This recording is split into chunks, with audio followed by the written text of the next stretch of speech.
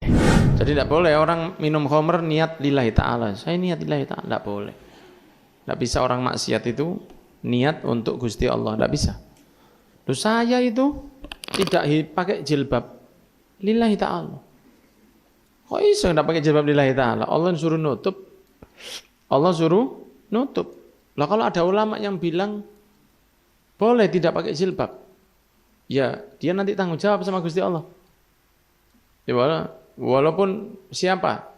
Karena kalau kita lihat di surat Al-Ahzab, ketika Allah mengatakan jalabibihin, jilbab-jilbab mereka, apa makna jalabibihin itu?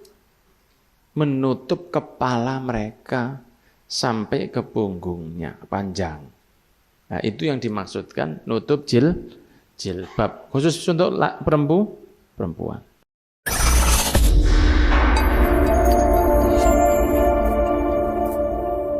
Hal yang halal dan haram, di antaranya yang tidak boleh dimakan, macam-macam ya. Ada yang seperti sudah jelas, seperti babi, jelas sudah ya. Khamr, arak, itu tidak boleh, sudah jelas itu, tidak usah dibahas.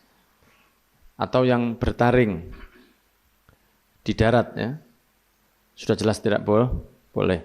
Atau yang hidup di dua alam, alam dunia dan alam barzakh. Nah, itu binatang yang tidak boleh dimakan. Nah, itu sudah jelas. Sifat dari hewannya itu sudah tidak boleh dimakan. Atau sifat dari bentuknya sudah tidak boleh diminum. Minuman keras, sudah aslinya dia tidak boleh diminum. Oh, tidak apa-apa kalau tidak bisa, kecuali darurat. Ya, kalau darurat, lain ceritanya. Tapi khamr tidak boleh diminum dari bentuk apapun. Baik yang diperas model lama seperti dari anggur, ya, walaupun ini anggur orang tua, ini birrul walidain. Tidak boleh alasan birrul walidain. Baik yang diperas dari anggur atau khamr yang produksi kimia seperti yang sekarang, ya, semua tidak boleh. Jadi tidak boleh orang minum khamr niat lillahi ta'ala. Saya niat lillahi ta'ala, tidak boleh. Tidak bisa orang maksiat itu niat untuk Gusti Allah, tidak bisa. Loh, saya itu tidak pakai jilbab lillahi ta'ala. Kok iso tidak pakai jilbab lillahi ta'ala? Allah suruh nutup. Allah suruh nutup. Lah kalau ada ulama yang bilang boleh tidak pakai jilbab, ya dia nanti tanggung jawab sama Gusti Allah. Ya, walaupun siapa? Karena kalau kita lihat di surat Al-Ahzab, ketika Allah mengatakan jalabibihin, jilbab-jilbab mereka, apa makna jalabibihin itu? Imam Abdullah bin Abbas, sahabat yang diberi oleh Allah kemampuan mentakwil Al-Quran, bukan lagi tafsir. Ini lebih dukur lagi nih. Itu mengatakan yang dimaksud jalabibihin itu menutup kepala mereka sampai ke punggungnya, panjang. Nah, itu yang dimaksudkan nutup jilbab, khusus untuk perempuan. Nah, jadi ya monggo kalau yang berani berpendapat jilbaban itu tidak wajib. Tapi kalau saya mohon maaf saja, kalau dibandingkan siapapun ahli tafsir dengan sahabat Abdullah bin Abbas, masih angin lima kayak apa? Saya tidak akan mendahulukan orang di atas sahabat Abdullah bin Abbas. Karena yang pertama beliau dapat doa langsung dari Rasulullah. Wa'allimhu ta'wil, ya Allah ajari dia takwil. Ini lebih dari semua ahli tafsir. Ya. Jadi kalau sahabat Abdullah bin Abbas mengatakan jilbab itu harus ditutup, ya saya mengikuti ini. Karena saya sering ditanya, Pip, ada ulama di Indonesia yang mengatakan bahwa jilbab itu tidak harus dipakai. Ya memang betul untuk laki-laki. Laki-laki jangan jilbaban. Kalau perempuan, saya pakai dari sahabat Abdullah bin Abbas di kitab Al-Baghawi, tafsir surat Al-Ahzab. Itu jelas sekali itu. Imam Abdullah bin Abbas dan Al-Qatadah menyebutkan jalabibihin itu adalah jilbab mereka. Nutup kepala sampai ke punggungnya. Ya mohon maaf, walaupun orang alimnya model apa, ahli Quran, apal Qurannya itu bisa membaca mundur.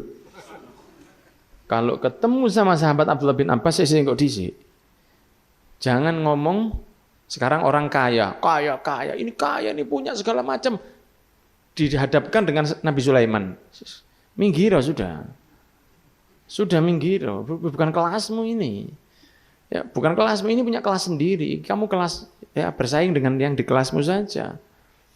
Kan begitu. Orang ganteng, ini enggak ganteng ini. Ini dagunya tuh belekan papat. Ketemu jangan sama Nabi Muhammad, ketemu dengan Nabi Yusuf.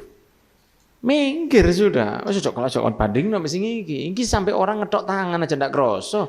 Delok gantengnya. Begitu pula dengan Quran. Begitu tafsir Quran ketemu dengan sahabat Abdullah bin Abbas, semuanya akan kalah. Karena ini sahabat yang sudah pengetahuannya itu sudah bukan yang kasbi saja, tapi ini sudah wahbi, pemberian dari Allah. Pemahamannya tentang Al-Quran itu langsung masuk ke otaknya, ditransfer sama Allah langsung. Barokah doanya Kanjeng. Begitu ceritanya. Ya, jadi tidak bisa minum khamr karena Allah, pacaran karena Allah. Begitu pula makan haram karena Allah, tidak bisa. Penghormatan. Terus penghormatan sampai wegah. Ada juga beberapa tumbuhan yang tidak boleh konsumsi, seperti pohon beringin. Ada pohon-pohon yang beracun. Ya. Ada seperti ganja. Ya, itu kan kalau dikonsumsi atau dihisap. Nah, ini di sini tulisannya apa? Sebentar. Muzilul aql. Akalnya berubah. Sadarnya itu jadi tidak 100%. Gitu. Walaupun ada beberapa negara seperti di Amerika, beberapa negara bagian Amerika membolehkan ganja. Begitu ya. Karena kalau dari bahayanya lebih bahaya khamr. Makanya Rasulullah mengatakan al-khamru ummul khaba'ith, itu betul. Khamr, minuman keras itu paling bahaya. Memang benar. Walaupun nanti ada juga seperti putau, sabu-sabu dan lain-lain ya. Tahu itu bukan berarti kita mengkonsumsi. Tahu itu supaya kita nggak diakali kan loh. Iya. Ada seperti ganja, ada heroin, ada putau, ada sabu-sabu, ada ngelem. Ya, narkoba tapi versi light. Iya, ya Allah, mantar semoga diselamatkan anak. Jadi ngelem itu pakai lem, baunya itu disedot dan itu bisa teler. Nah, sehingga orang ini saking Allah itu takutnya, bukan takut, Allah itu khawatir manusia ini katut sama setan. Sampai Allah mengatakan, wala tatabi'u khutuwati syaiton. Innahu lakum aduwwum. Jangan ikut sama jalannya setan. Jadi jalannya setan itu orang enggak kerasa kalau kena.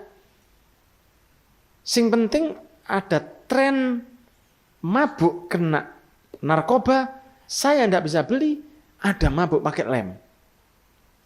Nah, maka saya pakai lem. Sing penting saya ikut tren mabuk atau tren teler. Loh, itu yang saking menakutkannya itu. Karena langkah-langkahnya setan itu orang itu melihatnya seperti indah. Seperti keren nih, keren nih. Ya, seperti ini baik. Karena zayyana lahum syaiton amalahum. Ditipu daya oleh setan. Termasuk orang yang ahli ibadah. Dibikin dia meremehkan orang lain. Ada yang tidak bisa. Setan mengganggu orang tidak bisa jadi kan orang-orang ahli ibadah tidak diganggu dengan meninggalkan ibadah, enggak disuruh senang ibadah terus remehkan orang lain. Ada yang kena, ada yang tidak kena. Karena tawadhu. Tidak kena dia. Dibuat apa sama setan? Dibuat merasa amalku ini jangan-jangan tidak diterima sama Allah. Nah, suudzon sama Allah, enggak diterima ya. Enggak diterima benar sama Allah akhirnya. Oh, caranya setan banyak. Ya, caranya setan banyak. Tapi kalau yang diganggu ini orangnya sudah bejat, setan itu cuman ngecek aja. Ya, oh iya sudah. Tidak terlalu diganggu, anaknya aja disuruh jauh. Oh, hati-hati kon, ketularan kon. Anaknya setan aja disuruh hati-hati. Kalau sudah ketemu manusia yang bejat, ya dikisahkan oleh beberapa ulama bahwa orang kalau sudah melakukan hubungan sejenis itu, setan itu kalau sudah mempengaruhi mereka mau, kalau sudah mau ngelakoni, setan itu menjauhkan diri. Jijik setannya. Setan aja jijik. Ya. Waliyadzubillah. Nah, sekarang kan seperti mau dilegalkan, dipaksa dilegalkan. Ya, begitulah. Coba ya. Nah, seperti narkoba, apalagi narkotik. Ya. Maksudnya narkoba, minuman keras atau makanan halal yang kalau dikonsumsi bisa haram. Seperti apa? Kelore tonggo dipetik. Iya, kelornya tonggo. Kelor kan halal. Ada kan kipernya Madrid dulu namanya kelor. Kelor itu kalau diambil kan halal. Bayem, kelor atau daun singkong ya. Karena daun pisang itu agak repot masaknya. Daun singkong itu kan dibuat pecel kan enak ini. Agak pahit, ya toh? Tapi istimewa. Daun kates bisa buat apa biasanya? Pecel juga bisa.